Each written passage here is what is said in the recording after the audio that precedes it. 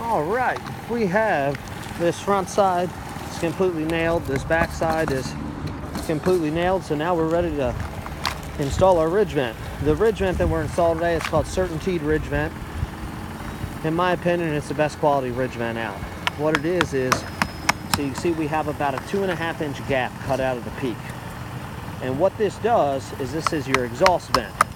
You have the soffit vent, which is at the eave, that allows, it's your intake vent, allows air to come into the attic, and your ridge vent is for air to escape out of the attic.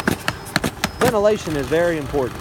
A lot of people think that it cools the attic off. It does, but your attic is still scorching hot on a hot summer day. In my opinion, the ventilation is most important in the winter months. What happens without a good ventilated roof deck is you have warm air from the house that will rise up into the attic cavity, and if you have any moisture in that air, whether it be you run like humidifiers in the house, in the winter months the air is very damp, and a lot of people will run like humidifiers, which does nothing but put moist air and it rises up, and when it reaches the cold air in your attic without a properly ventilated roof deck, it'll condensate. And what that means is that moisture, as that warm air meets that cold air, the moisture will drop through the air and fall down.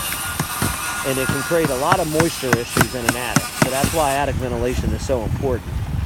What this CertainTeed ridge vent does is it's 4-foot rugged plastic pieces that we nail with 2.5 inch hand nails over top of the roof peak.